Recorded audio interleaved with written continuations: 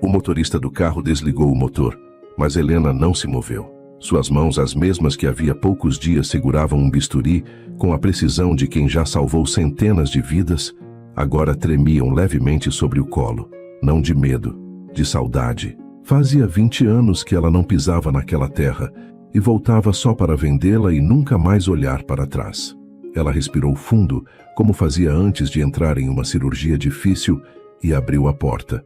Os saltos finos dos sapatos italianos afundaram um pouco na terra seca e rachada pelo sol de julho. Foi só um passo, mas foi o suficiente para que o corpo inteiro de Helena reconhecesse aquele chão antes mesmo que sua mente aceitasse. O cheiro de terra molhada pela manhã, misturado ao perfume doce das rosas que cresciam soltas junto ao muro, invadiu suas narinas como um fantasma que ela havia tentado enterrar por 20 anos. Havia 20 anos que ninguém a chamava apenas de Helena. Era sempre doutora, chefe, a melhor cirurgiã da capital. Títulos que enchiam a agenda de compromissos e esvaziavam as noites de sentido. Ela tinha uma cobertura com vista para a cidade inteira e um telefone que só tocava quando alguém estava morrendo. Salvava corações alheios todos os dias e havia esquecido, em algum momento daquela caminhada solitária rumo ao sucesso, como cuidar do próprio. Foi então que ela ouviu o som. Pá, pá, pá, rítmico, constante, como um coração batendo em compasso lento. Uma enxada cortando a terra em golpes certeiros ali, atrás do muro baixo de pedra que cercava o jardim de sua mãe. Helena parou.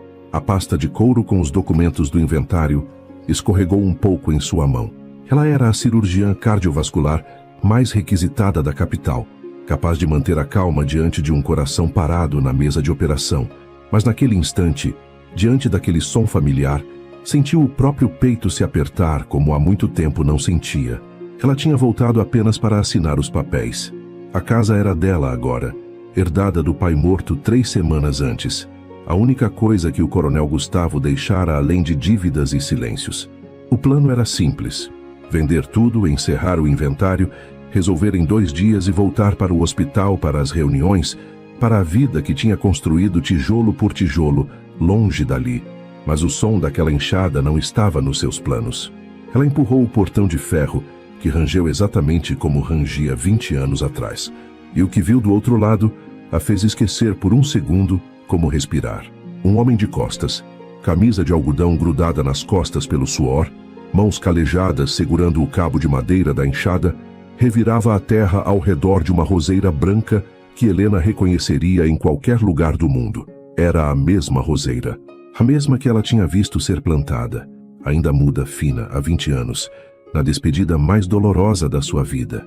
Lucas, a palavra escapou dos lábios de Helena antes que ela pudesse impedir. O homem não se virou imediatamente. Continuou por um instante cavando, como se precisasse terminar aquele gesto antes de encarar o passado parado no portão. Quando finalmente se voltou, o rosto que Helena viu já não era o de um rapaz de 23 anos. Era o rosto de um homem marcado pelo sol, pelo tempo, pelo trabalho duro. Mas os olhos, aqueles olhos escuros e sérios, eram exatamente os mesmos que ela tinha guardado na memória por 2 décadas. Helena, ele disse simplesmente, como se não tivessem se passado 20 anos, como se fosse a coisa mais natural do mundo, ela estar ali, parada, com sapatos de grife enterrados na terra vermelha da vila onde nasceu. Antes de continuar essa história, me conta aqui embaixo, nos comentários, de que cidade você está assistindo. Eu adoro saber até onde essas histórias chegam, e sei que muita gente que está me ouvindo agora também já sentiu, um dia, o peso de voltar para um lugar que deixou para trás. Porque Helena não sabia naquele momento que aquele reencontro no portão era só o começo, e que a verdade sobre os últimos 20 anos estava enterrada, esperando por ela, dentro daquela mesma casa que ela tinha vindo vender. 20 anos antes, a mesma terra vermelha testemunhara outra despedida. Helena tinha 19 anos, os cabelos presos em uma trança simples, e chorava sem disfarçar enquanto o pai, o coronel Gustavo, supervisionava os homens carregando as malas para o carro que a levaria à capital.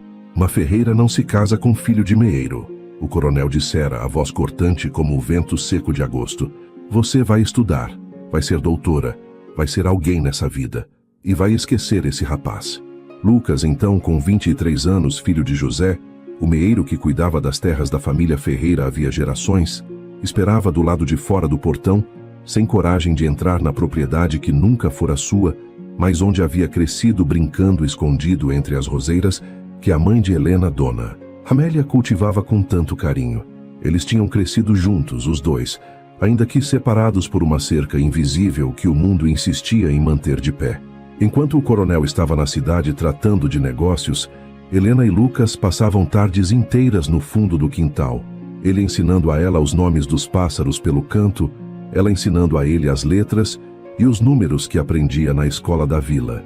Dona Amélia fingia não ver, e às vezes até mandava um prato de bolo de fubá para os dois comerem debaixo da mangueira. Foi ali, entre as roseiras da mãe dela, que aquele amor de infância foi virando outra coisa, madura e silenciosa, do tipo que não precisa ser dito para ser inteiro.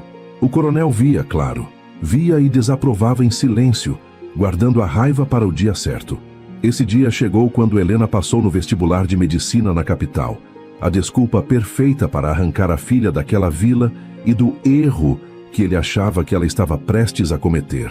Quando Helena conseguiu escapar por um instante da vigilância do pai, correu até o portão. Lucas segurava entre as mãos calejadas uma pequena muda de roseira branca, ainda frágil, as raízes envoltas em um pano úmido. "Faz, Helena", ele disse, a voz embargada, mas firme, como só quem ama de verdade consegue ser firme na hora da despedida. "Vai e torna-se doutora. Você nasceu para isso. Todo mundo sempre soube. Eu vou cuidar do jardim da sua mãe, dessa roseira que ela tanto ama. E enquanto elas estiverem vivas, meu amor por você também vai estar. Me escreve que eu respondo toda a carta." Helena segurou a muda com as duas mãos, como se segurasse o próprio coração de Lucas, e prometeu escrever todas as semanas. Prometeu voltar assim que terminasse a faculdade. Prometeu 1000 coisas que a vida, ou melhor que o orgulho de um homem só, se encarregaria de impedir que se cumprissem. O carro partiu levantando poeira, e Lucas ficou parado no mesmo lugar, até que a última nuvem de terra se dissolvesse no ar quente da tarde. Então, sem pressa, sem drama, ajoelhou-se junto ao muro do jardim de Dona Amélia e plantou a muda de roseira branca exatamente onde havia prometido. Na capital, Helena se atirou aos estudos como quem se afoga e encontra na correnteza a única forma de continuar respirando. Escreveu sim. Escreveu na primeira semana e na segunda, e em todas as que se seguiram. Cada carta era um pedaço de esperança que ela depositava no correio da pequena cidade universitária, sempre com o mesmo endereço, sempre esperando uma resposta que nunca vinha. "Ele deve ter seguido a vida dele", disse meses depois para a colega de quarto, Regina, enquanto tentava disfarçar as lágrimas com o cansaço dos plantões. "Homem de vila não espera. Já deve ter casado, deve ter filhos. Eu escrevi tanto, Regina, tanto, e nunca veio uma linha de volta." O que Helena não sabia, o que ela levaria 20 anos para descobrir, era que nenhuma daquelas cartas jamais saíra da vila. O coronel Gustavo, ao voltar para a fazenda depois de deixá-la na capital, havia dado uma ordem terminante ao carteiro da vila, um homem que devia favores antigos à família Ferreira. Nenhuma carta de Lucas endereçada a Helena deveria seguir para a capital. E nenhuma carta de Helena endereçada ao filho do meeiro deveria ser entregue. As cartas dos dois lados terminavam todas no mesmo lugar, uma caixa de madeira trancada no fundo do armário do coronel. Os primeiros meses na capital foram os mais difíceis. Helena morava numa pensão simples, perto da faculdade de medicina, dividindo quarto com outras 3 estudantes, todas vindas de cidades pequenas como ela. As noites eram longas, os livros de anatomia pesados e o barulho da cidade grande, buzinas, sirenes, vozes estranhas nas esquinas, a fazia sentir falta, mais do que nunca, do silêncio pontuado apenas pelo canto dos pássaros que embalava as noites da vila. Ela se lembrava, com uma dor quase física, do cheiro de bolo de fubá saindo do forno de lenha na casa de Dona Amélia, do som da viola que seu Antônio tocava nas noites de lua cheia, do gosto da manga madura, colhida direto do pé no quintal dos fundos. Cada um desses detalhes, guardado com cuidado na memória, servia como âncora nos dias em que a saudade ameaçava afundá-la por completo. Foi nessa época que Regina se tornou sua amiga mais próxima. Filha de um motorista de ônibus e de uma costureira, Regina entendia o peso de ser a primeira da família a pisar numa universidade. As duas se tornaram apoio mútuo nas noites intermináveis de estudo, e foi para Regina que Helena aos poucos deixou de falar de Lucas, porque falar doía demais e porque a cada mês de silêncio era mais fácil acreditar que ele simplesmente a havia esquecido.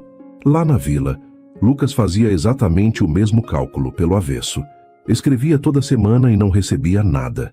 Ia até o correio, perguntava, insistia, e o carteiro apenas balançava a cabeça. Nada para você, Lucas.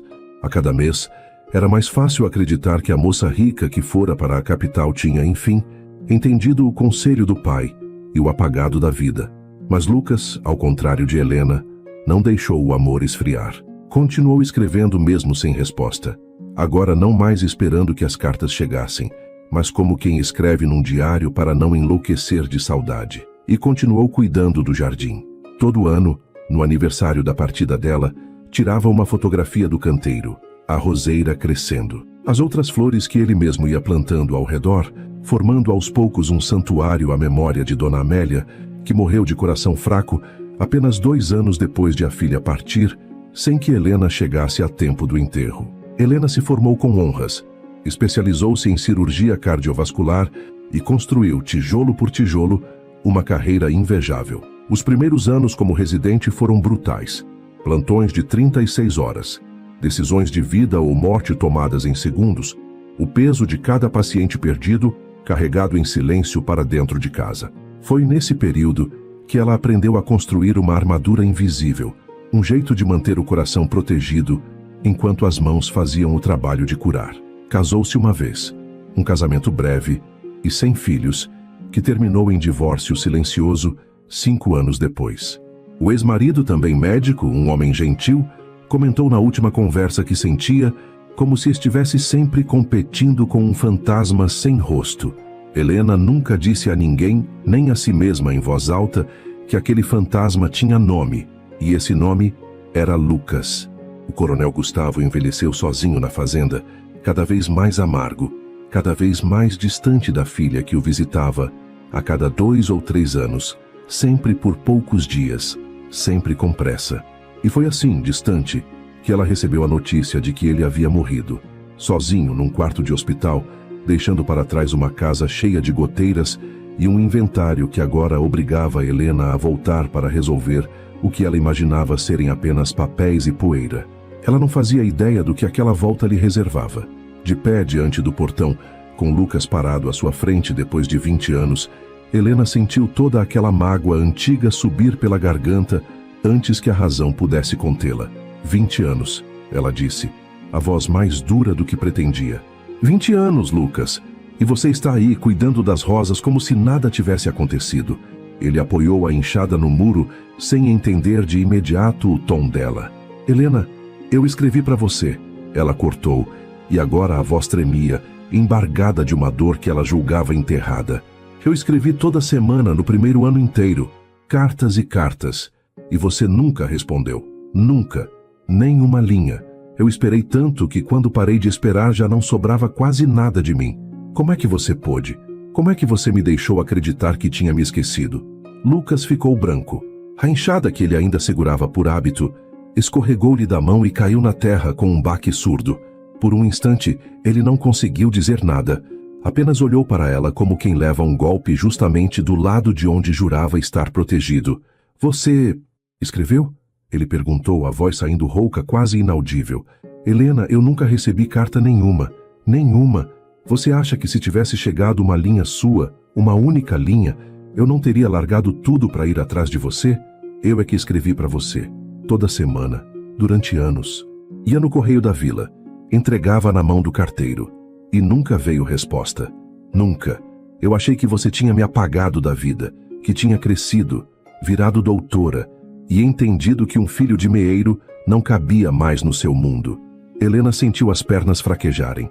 Havia 20 anos que ela carregava a certeza do abandono dele, como se fosse uma pedra costurada no forro do casaco.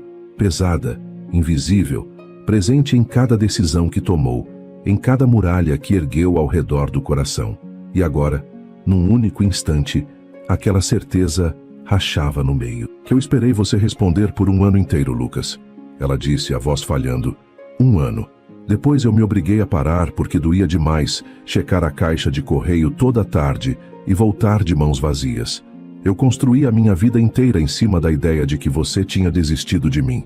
E eu construí a minha em cima da ideia de que você tinha desistido de mim. Ele respondeu. E o eco cruel daquela simetria pairou entre os dois. Os dois se encararam em silêncio. E naquele silêncio começava a se abrir devagar um buraco no chão de tudo o que ambos acreditavam ser verdade havia 20 anos. Helena sentiu o mundo inclinar-se sob seus pés. Isso não faz sentido, ela murmurou. Eu mandei para o endereço certo, para o correio da vila, todas elas.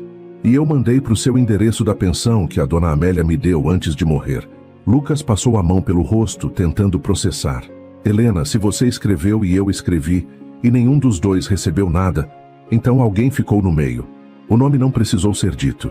Ele pairou entre os dois, pesado como chumbo, com a forma exata do homem que acabara de ser enterrado e que, mesmo morto, ainda projetava sua sombra sobre aquele jardim.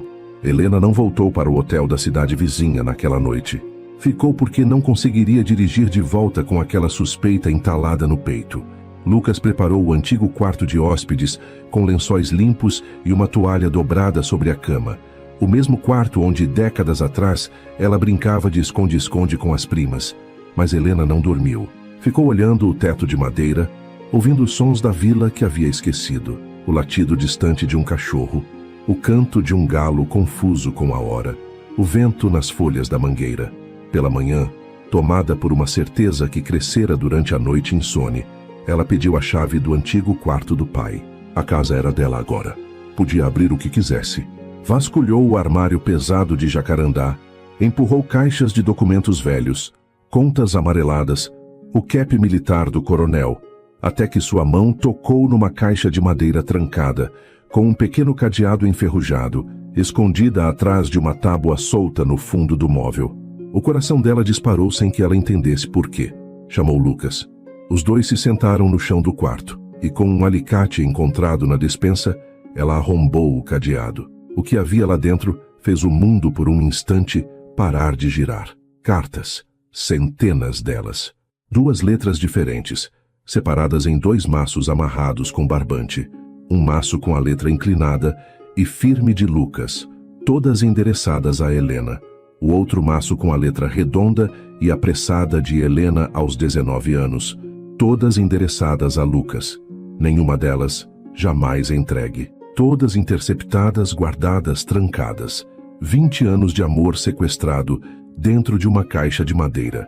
Helena pegou uma das próprias cartas, aquela primeira que escrevera na semana em que chegou à capital, e reconheceu a própria caligrafia adolescente. Lucas, ao lado dela, segurava uma das dele tremendo. Por um longo momento nenhum dos dois conseguiu falar. Não havia palavras para o tamanho daquilo, para entender que a vida inteira dos dois tinha sido desviada de curso pela mão de um único homem, movido pelo orgulho e pelo preconceito. Ele guardou tudo. Lucas disse, enfim, a voz quebrada. Ele não jogou fora, ele guardou, como se soubesse que um dia ia se arrepender. Helena completou, as lágrimas escorrendo livres agora, e não teve coragem nem de destruir, nem de entregar. No fundo da caixa, envoltas num plástico protetor, havia também dezenas de fotografias. Um jardim crescendo ano após ano. A roseira branca, magra e frágil na primeira foto, robusta e coberta de flores nas últimas. E no verso de cada uma, com a letra firme de Lucas, uma data e uma frase. Ano 3, e as rosas ainda florescem, Helena, onde quer que você esteja. Ano 10, o jardim de sua mãe está lindo esse ano.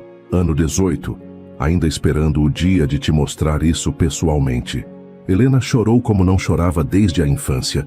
Chorou pela mãe que perdera sem se despedir. Chorou pelo pai que agora entendia ter vivido e morrido, carregando a culpa daquela caixa. E chorou principalmente por Lucas e por si mesma. Por 2 vidas roubadas de si próprias. Por um amor que os dois haviam tentado manter vivo, cada um do seu lado, sem saber que o outro fazia o mesmo. Lucas abriu uma das cartas dela, a primeira do maço, a tinta já desbotada pelo tempo. Leu em silêncio. os lábios se movendo devagar sobre cada palavra escrita por uma menina de 19 anos, que sentia falta dele do outro lado do país. Lucas, a capital é grande e barulhenta, e eu não conheço ninguém, e toda noite eu fecho os olhos e tento ouvir o canto do sabiá que você me ensinou. Me responde que eu aguento tudo isso se souber que você ainda está aí, cuidando das nossas rosas. As lágrimas de um homem que passara 20 anos sendo forte finalmente vieram, mansas, correndo pelo rosto curtido de sol e pingando sobre o papel amarelado. Você me esperou, ele disse incrédulo, erguendo os olhos. Esse tempo todo eu achando que você tinha desistido, você também me esperava. Cada tarde que eu passei achando que era bobo de continuar escrevendo para quem tinha me esquecido, você estava fazendo a mesma coisa, do mesmo jeito, na mesma hora. Helena pegou uma das cartas dele. A letra firme, os dizeres simples de um homem que nunca tivera muito estudo, mas que sabia amar com uma clareza que doía. Ele contava das chuvas, dos primeiros botões da roseira, do café que Dona Amélia insistia em tomar olhando o jardim mesmo já doente. Contava do enterro da mãe dela 2 anos depois, e de como havia chorado sozinho, porque não teve como avisar Helena a tempo, e o coronel proibira que se mandasse recado. Minha mãe morreu achando que eu não liguei o suficiente para voltar. Helena murmurou, o queixo tremendo. E eu nem soube. Eu nem soube, Lucas. Ela não achou isso, ele disse com firmeza, segurando o rosto dela entre as mãos. Nos últimos dias, ela só falava de você, do orgulho que tinha. Ela morreu sabendo que você ia ser doutora, que ia ser alguém. O que ela não sabia era o preço que estavam cobrando por isso, escondido às nossas custas. Nós 2 esperamos. Helena respondeu, segurando a mão calejada dele sobre a pilha de cartas. Só que ninguém nos deixou saber. 20 anos, Lucas. Roubaram 20 anos de nós 2. E nem por maldade pura, mas por um orgulho tão pequeno que cabia dentro dessa caixa. Naquela tarde, sentados no banco de madeira do jardim, Lucas contou o resto do que Helena ainda não sabia. Contou sobre a morte do próprio pai, José, 5 anos antes. Contou sobre os 2 empregos que carregara por anos.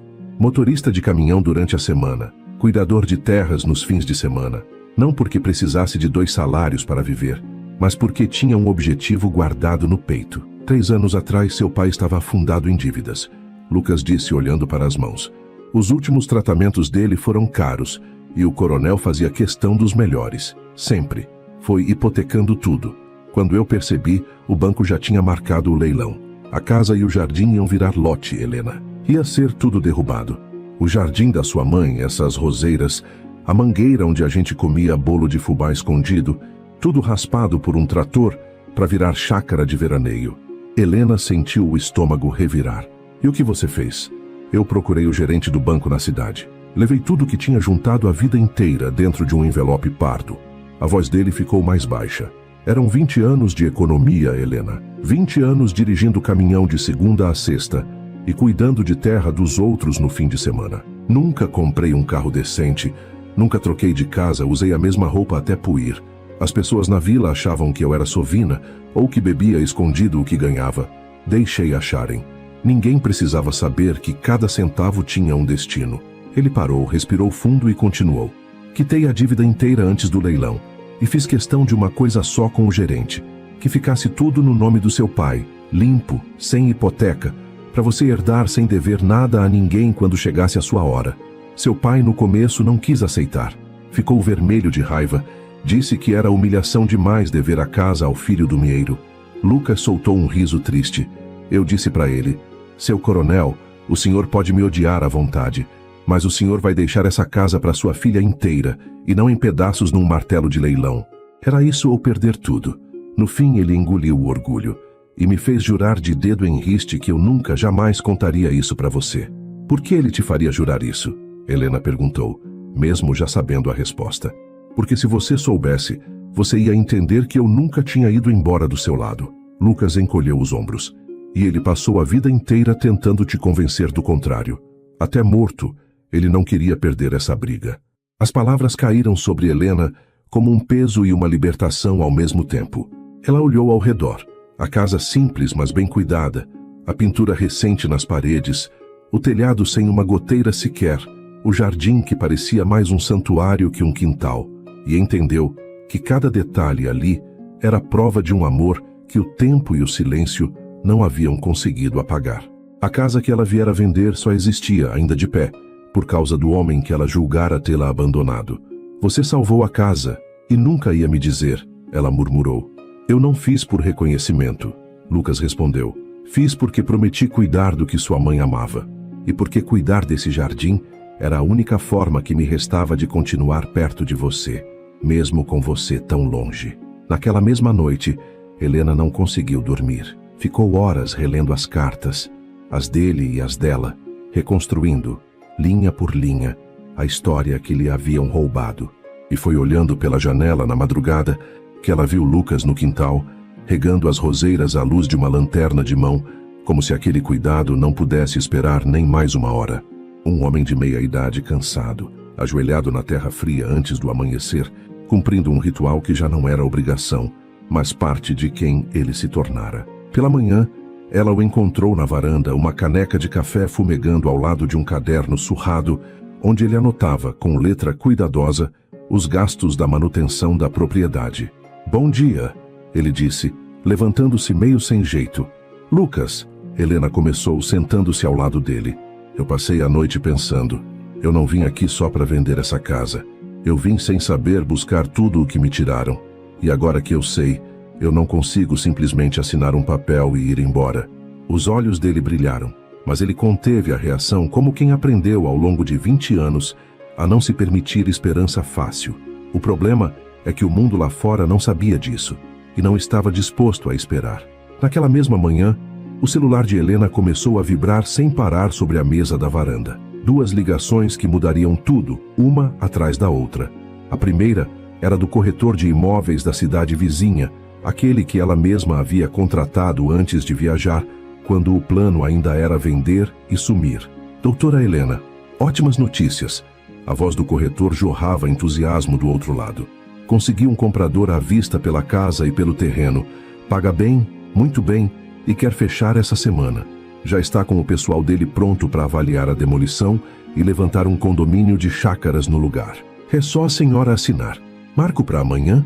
Helena olhou para o jardim pela janela, para as roseiras, para o banco de madeira, para o santuário que Lucas construíra pedra por pedra, flor por flor, ao longo de 20 anos. Demolição, condomínio, tudo aquilo apagado em uma tarde de trator. Eu preciso de um tempo, ela disse. Não assino nada ainda. Doutora, com todo respeito, um comprador desses não aparece toda hora numa vila do interior. Se a senhora hesitar, ele desiste. E cá entre nós, o que a senhora vai fazer com uma casa velha caindo aos pedaços no meio do nada? A senhora mora na capital, tem a sua vida lá. Isso aqui é só peso morto no seu nome. Helena olhou de novo para o jardim pela janela. Peso morto, ele dizia. Aquele jardim era a coisa mais viva que ela vira em 20 anos. Não é peso morto, ela disse devagar. É a casa da minha mãe. Eu preciso de tempo. A gente não tem tempo, doutora.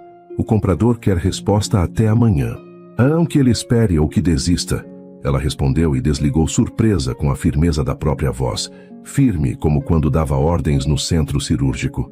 Mal teve tempo de recuperar o fôlego e o telefone tocou de novo. Agora era o diretor do hospital da capital. Helena, preciso de você aqui. É o caso do ministro Aranha, aquela cirurgia cardíaca que só você tem mão para fazer. Estado grave, a família pedindo por você nominalmente. É vida ou morte. E Helena é também a sua chance. A chefia do departamento de cardiologia vagou. O cargo é seu se você voltar agora. É tudo o que você sempre quis. Helena sentiu o chão balançar sob os pés descalços na madeira da varanda. 20 anos de ambição não desaparecem da noite para o dia só porque o coração encontrou um novo endereço. De um lado do telefone, tudo o que ela construíra. Prestígio, o auge da carreira, o cargo dos sonhos. Do outro lado da janela, tudo o que lhe haviam roubado e que ela finalmente reencontrara. Eu preciso de umas horas, disse ao diretor e desligou. Lucas tinha ouvido o suficiente. Estava de pé junto à porta, o rosto tenso, tentando ler na expressão dela o tamanho daqueles 2 chamados. Vai, ele disse, a voz embargada, mas sem rancor. Se é isso que você precisa fazer, eu entendo. Eu sempre entendi. Esperei 20 anos, Helena. Eu sei esperar mais um pouco se for preciso. Não quero ser mais uma cerca prendendo você a um lugar. Helena olhou para ele e viu, por baixo da serenidade, o menino de 19 anos no portão, com medo de ser deixado de novo. Não, Lucas. Ela se aproximou, as mãos tocando o rosto marcado dele. Eu não tenho medo de escolher você. O que eu não posso é fingir que 20 anos de trabalho não são parte de quem eu sou. Eu não quero escolher entre as duas coisas. Eu quero achar um jeito de ser as duas.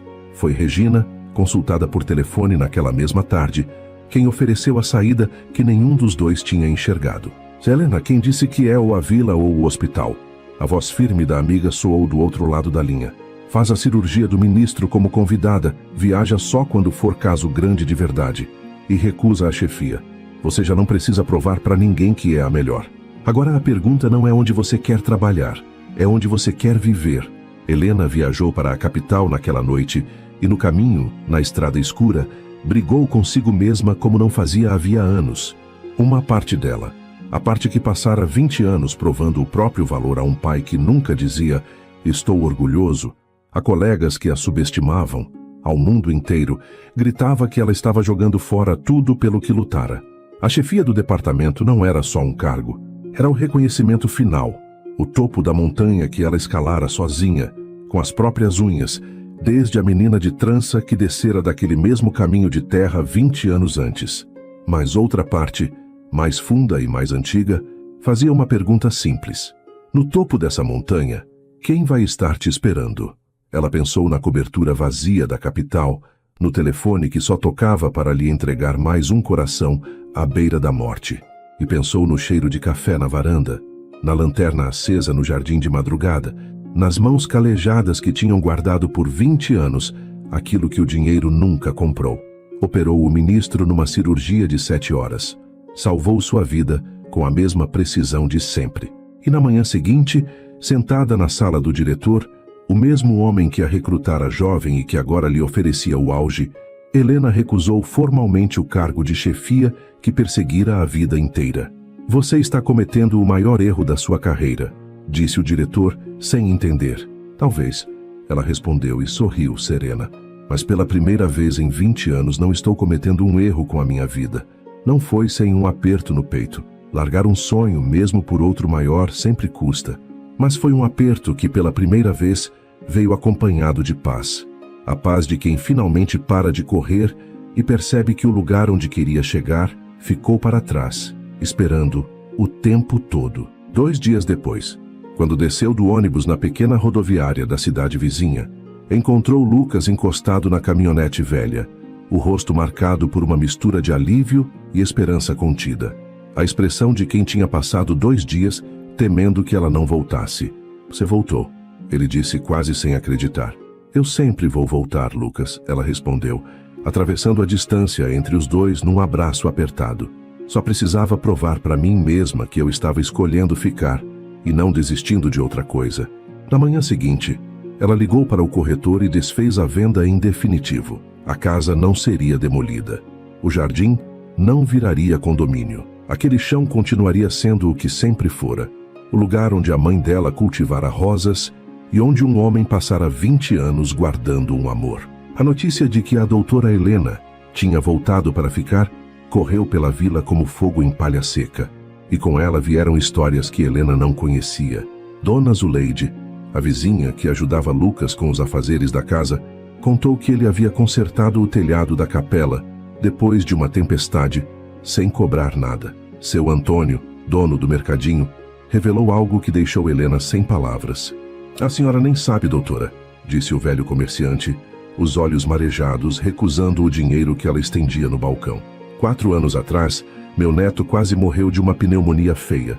Foi o Lucas que ligou para uma médica boa na capital, de um telefone público, e a médica foi dizendo passo a passo o que fazer até a gente chegar no hospital da cidade. Só depois eu fui saber que a médica do outro lado da linha era a senhora. Ele nunca disse que conhecia a senhora. Só disse que confiava naquela doutora com a vida. Helena lembrou-se então de uma ligação antiga de um número desconhecido, um homem aflito descrevendo os sintomas de uma criança. Nunca soubera que era Lucas, usando o único contato médico em que confiava no mundo. mesmo que fosse a voz da mulher que julgava tê-lo esquecido. Entendeu ali que o amor de Lucas nunca fora um sentimento trancado numa caixa. Era parte de quem ele era, um homem que transformara a dor do abandono em generosidade silenciosa para com todos ao redor. Você nunca contou nada disso para ninguém, ela comentou, quando os dois voltavam para casa pela estrada de terra. Não tinha por que contar, Lucas respondeu dando de ombros. Aqui as pessoas fazem o bem umas pelas outras. Ninguém espera aplauso. Havia ainda uma conta que Helena precisava acertar, não com os vivos, mas com um morto. Numa tarde sozinha, ela foi até o pequeno cemitério da vila, onde o coronel Gustavo fora enterrado 3 semanas antes, ao lado de Dona Amélia. Ficou de pé diante do túmulo do pai por um longo tempo, com a caixa de madeira vazia entre as mãos, sentindo a raiva e a mágoa lutarem contra outra coisa mais difícil de nomear. Você roubou 20 anos de mim, pai. Ela disse, a voz baixa, para a pedra. Roubou 20 anos de 2 jovens que não fizeram mal a ninguém, só por não caberem no seu orgulho. Eu podia te odiar pelo resto da vida. Tenho motivo de sobra. O vento balançou as folhas do ipê que sombreava os túmulos. Helena respirou fundo. Mas você guardou as cartas, todas elas. Podia ter queimado e ninguém nunca saberia. Você não queimou. Guardou por 20 anos trancadas carregando esse peso. E antes de morrer, insistiu que a casa ficasse para mim, mesmo tendo que engolir a ajuda do homem que você desprezava. Ela pousou a mão sobre a pedra fria. Acho que no fundo você sabia que estava errado. Só não teve coragem de consertar em vida. Então eu vou consertar por nós dois. E vou tentar um dia te perdoar. Não por você, por mim. Porque carregar esse ódio ia me endurecer de novo, e eu já passei tempo demais dura. Saiu do cemitério mais leve do que entrara. Não era perdão completo. Isso levaria tempo, mas era o começo de um. E às vezes começar já é o mais difícil. Os dias que se seguiram trouxeram uma rotina nova e ao mesmo tempo antiga. Helena aprendeu a acordar sem o despertador do hospital, a tomar café observando o jardim, em vez de revisar prontuários. E foi observando a vila de perto, Dona Marlene sofrendo com a pressão alta sem acompanhamento, o neto de seu Antônio precisando viajar 2 horas para uma consulta simples, que ela encontrou um propósito capaz de unir os seus 2 mundos. A vila tinha apenas um posto de saúde pequeno e mal equipado, atendido uma vez por semana por um médico que vinha de fora, apressado, que mal olhava no rosto dos pacientes. Helena decidiu mudar isso. Usou parte de suas economias para reformar o posto e Lucas coordenou a obra com outros homens da vila, que se ofereceram sem cobrar um tostão. Não foi simples. O prefeito da cidade vizinha, de quem dependia a autorização para reabrir o posto com atendimento regular, empurrou o pedido de gaveta em gaveta por semanas, alegando falta de verba, falta de convênio, falta disso e daquilo. Helena, que passara 20 anos aprendendo a não aceitar não, de gente que segura a vida de pacientes nas mãos, foi pessoalmente até a prefeitura. Sentou-se na antessala e avisou com toda a calma que não sairia dali até ser recebida, e que, se preciso, levaria à imprensa da capital a história de uma vila inteira sem médico. Em 3 dias, a autorização saiu.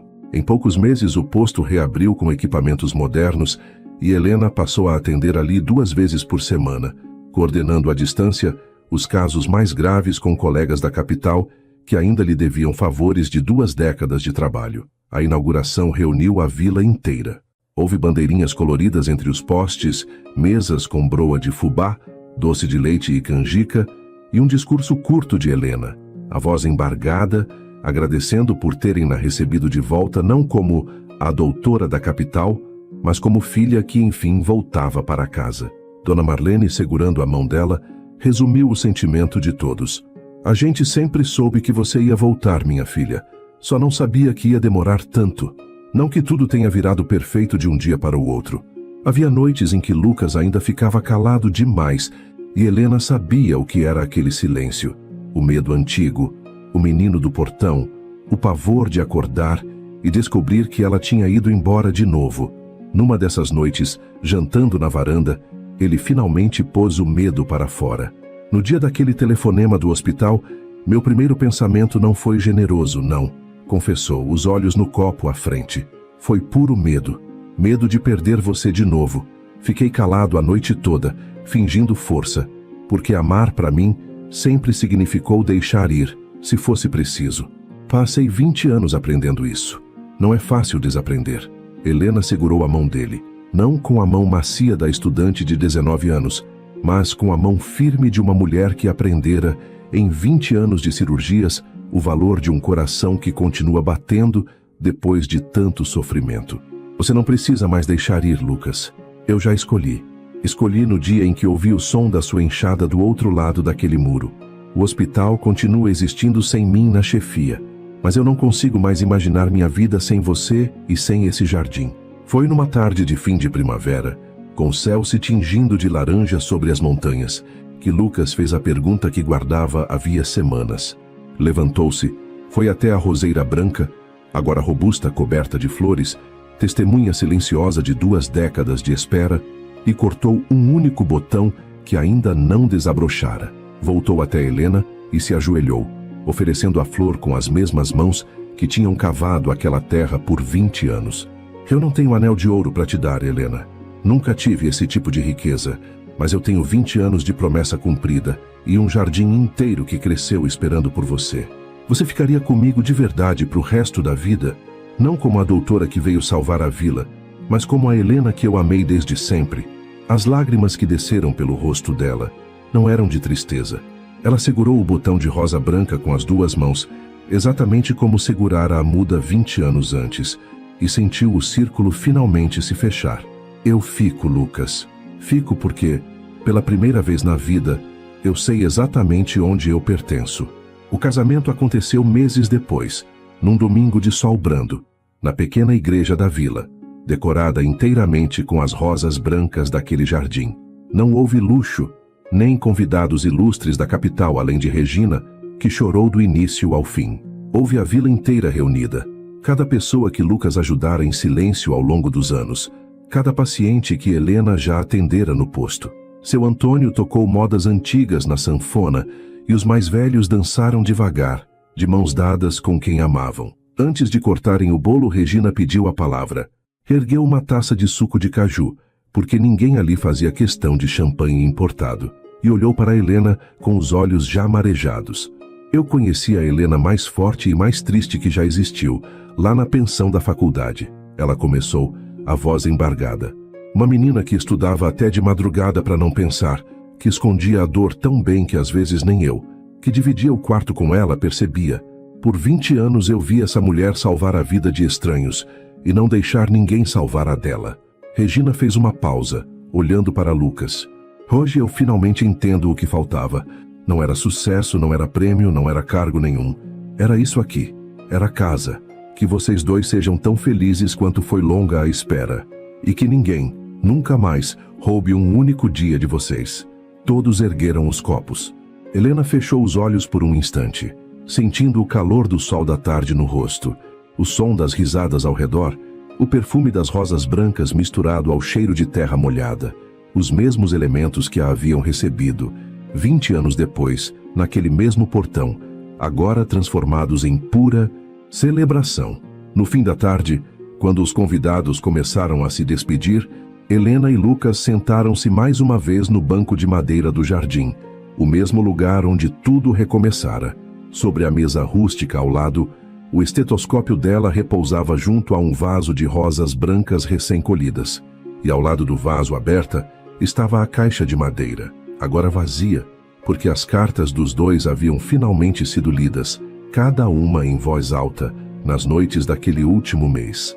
2 décadas de palavras que enfim chegaram ao destino. O sucesso me deu tudo o que dinheiro pode comprar, Lucas, Helena disse, a cabeça no ombro dele observando o céu dourado.